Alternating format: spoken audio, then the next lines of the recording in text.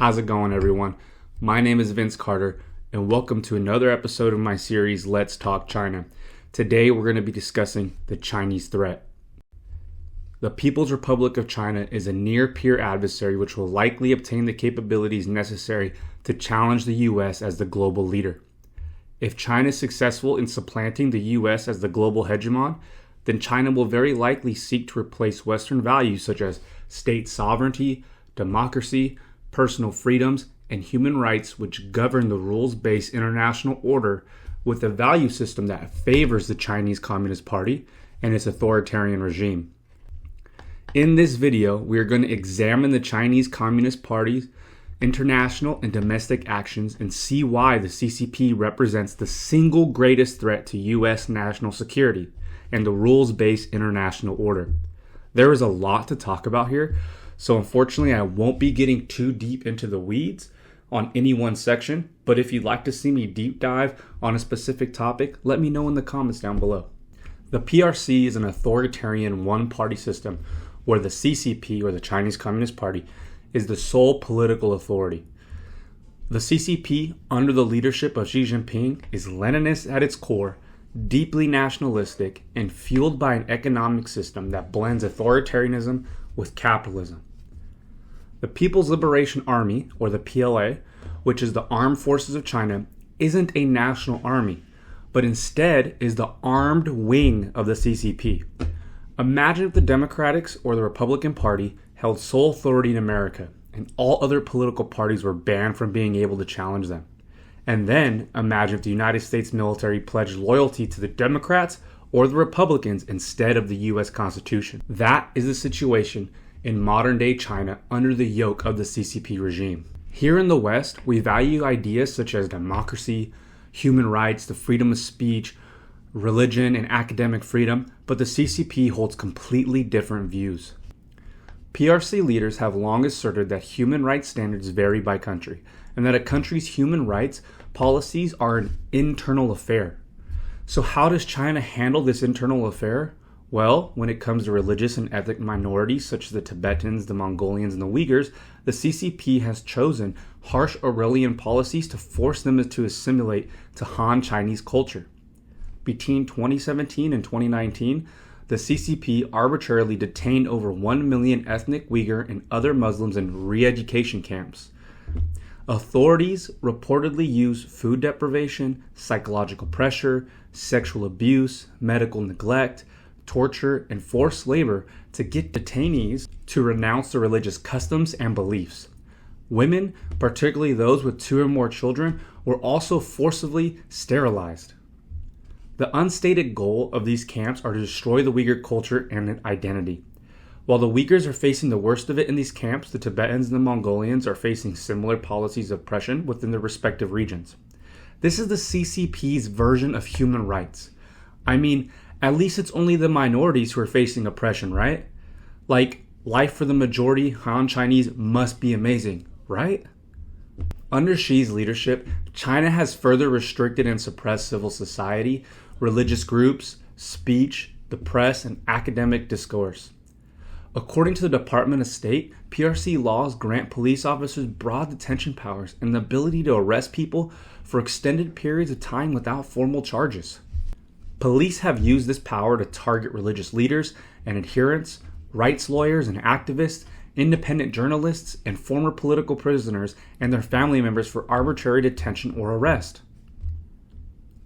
Freedom of speech, which is one of, if not the most important freedoms, is essentially non-existent in modern-day China. China is home to one of the world's most restrictive media environments and has a sophisticated system of online censorship.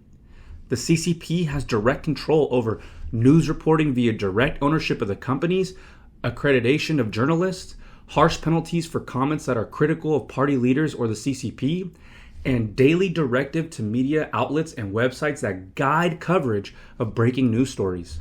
The CCP's control over the internet and telecommunications allows the CCP to monitor citizens' text messages, phone calls, social media applications, while surveillance cameras with augmented facial recognition software are used to monitor citizens' actions. The Chinese firewall, the system China uses to censor its internet, enables the CCP to block Western websites, news stations, directly remove smartphone applications from the domestic market, and mass deletion of social media posts and user accounts that address banned topics. Any content focused on minority languages, Bible content, foreign language learning, LGBT plus issues, financial advice, and critical views of the CCP and its history are frequently deleted and censored. The CCP has a network of nearly 20 million pro-CCP volunteer internet commentators and 2 million paid employees monitoring their fellow citizens' actions online. Here in the US, whenever a website places a misinformation banner over a specific content, or if content is removed because it doesn't follow the private company's guidelines, people are quick to claim that our government is censoring us. I think it's important that we understand what actual censorship really looks like before we start hurling words that carry so much weight. Not only does the CCP have strict control over the media, it also maintains strict control over all aspects of religious activity. The CCP vets all religious leaders for political liability, places limits on the number of priests and imams, requires ideological conformity within the religious doctrine, and has installed security cameras inside religious establishments. Certain religions and religious groups, including Tibetan Buddhists, Uyghur Muslims, Falun Gong practitioners, and Christian house churches, are persecuted harshly. Thousands of Buddhist, Taoist, and folk religion temples and house churches across China were completely or partially demolished by authorities in recent years due to not conforming to the CCP's strict laws. Finally, peaceful religious practices are routinely punished under charges of religious extremism, resulting in detention, prison sentences, and indoctrination. The CCP doesn't only want to control the actions of its citizens, but also seeks to control their citizens' thoughts. The CCP controls all levels of education and emphasizes political indoctrination with Xi Jinping's thought on socialism with Chinese characteristics. The central element of Xi Jinping's thought is increasing control of the Communist Party on Chinese citizens' individual rights and political beliefs in order to create citizens who share the same worldview, think like one people, act like one people, all guided by the ideology sent by the CCP and the supreme leader. With the party increasingly controlling individual elements of people's life, the whole system will now pivot around Xi Jinping. That was a great quote by Dr. Stephen Sang. In line with this directive, Chinese universities have removed references to freedom of thought from their charters, replacing them with pledges of loyalty to the CCP. In October 2023, Xi Jinping launched the Patriotic Education Law, which mandates the teaching and dissemination of patriotic education in all schools and other activities. The CCP ensures that these goals are carried out by having installed surveillance cameras in classrooms, large-scale recruitment of student informants, and the creation of special departments to supervise the political thinking of teaching staff. The CCP also controls appointment of top university officials and has formal authority over the university administration. Here in the US, some people claim that universities and schools are indoctrinating our youth because the curriculum, which has been shaped and molded over the years by experts and practitioners in the field using scientific methodology, doesn't align with some of their political beliefs. Americans and politicians need to first actually understand what words like censorship and indoctrination really are before we hurl them at each other and further continue to divide our nation. What is vital to understand from this is that the CCP's domestic actions, worldview, and ideology are not only contrary to our own here in the West, but also deeply hostile. The CCP is now aggressively and assertively demanding the rest of the world to pay it due respect and seeks to transform the rules-based international order into something that won't challenge China's radical views. The CCP has been a bad actor on the global stage, and its actions have undermined global norms and values and erode the current rules-based international order.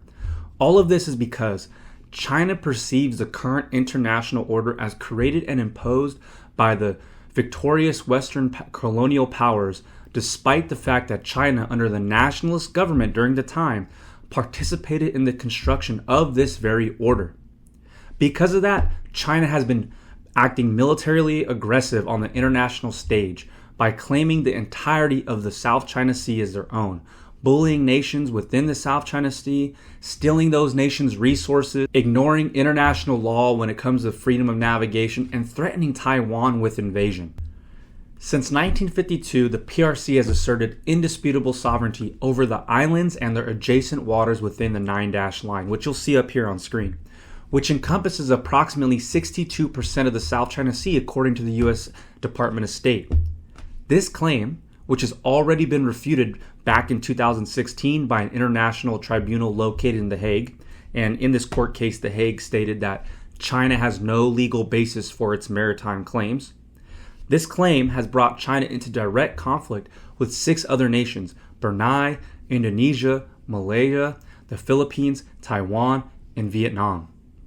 China enforces these claims through gray zone tactics, which is a fancy way of saying that China utilizes aggressive methods that are just underneath the threshold of causing war, such as by using Chinese Coast Guard and maritime militia vessels to fire water cannons at opposing vessels, use military-grade lasers to temporarily blind crew, and even ramming smaller vessels.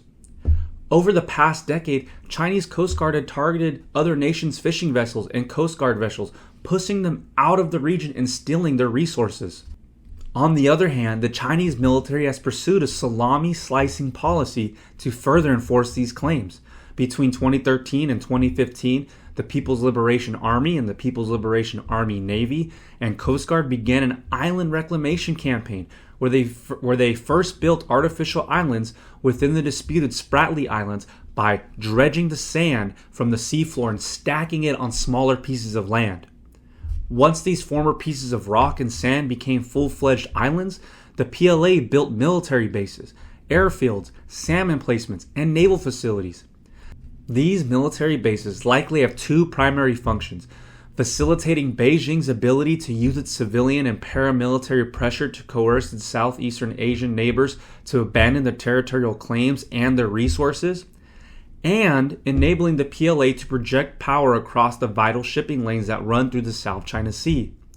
Just to quickly touch on the importance of the South China Sea, the South China Sea carries roughly 30% of the global shipping and is critical to China.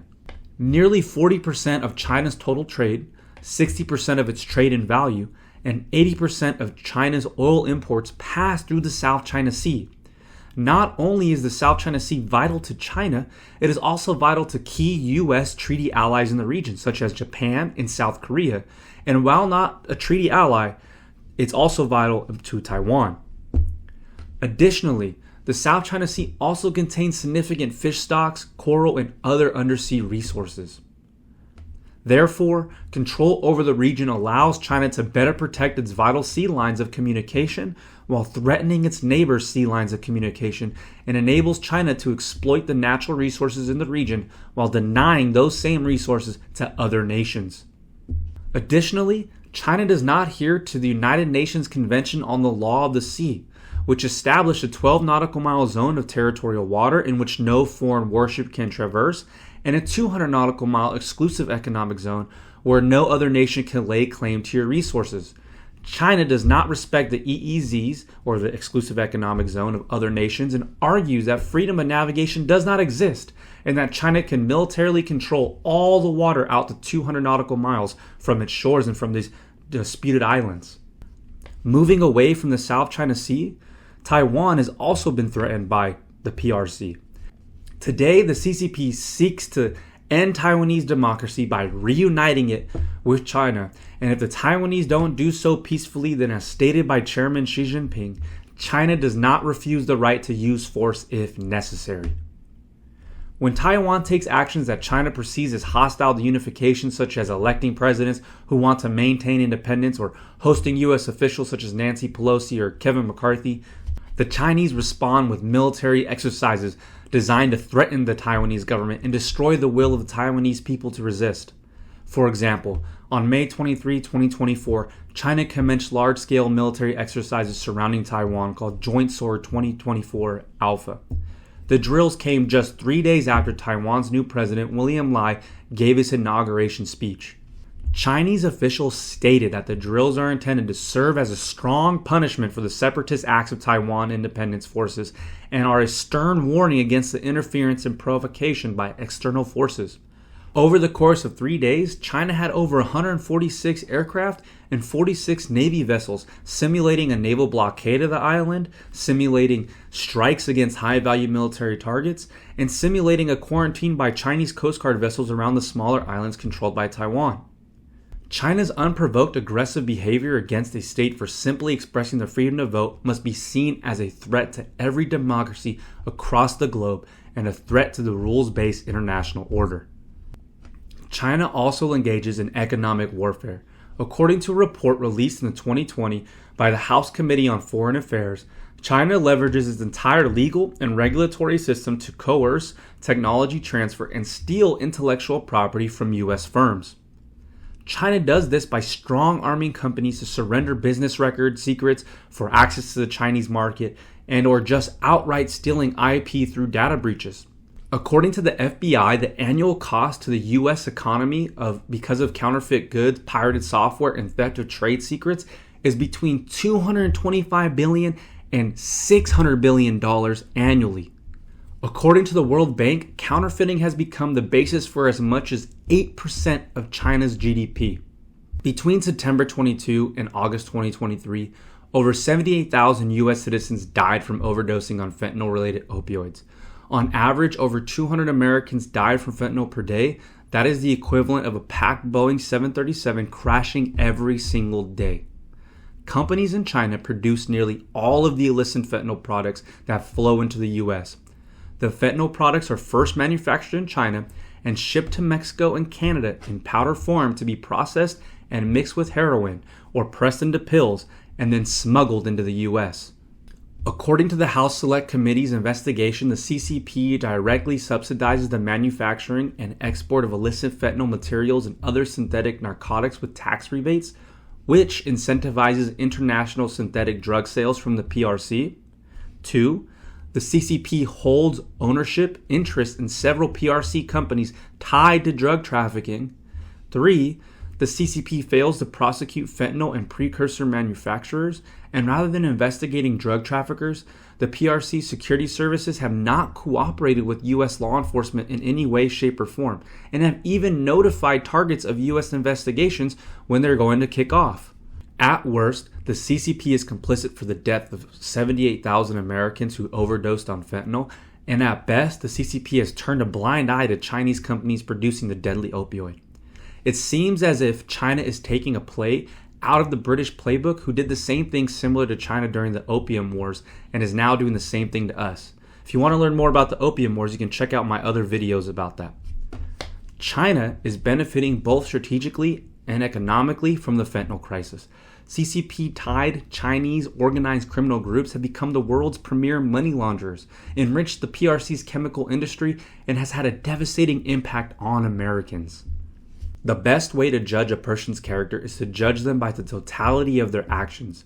And when we sum up the CCP's actions both domestically and abroad, we find that China is a state that does not hesitate to use aggressive military action to pursue its self-interests, engages in economic warfare including the financing of illicit drugs killing thousands of Americans per year, violates the basic human rights of its minorities, and denies fundamental political and civil rights to all of its citizens.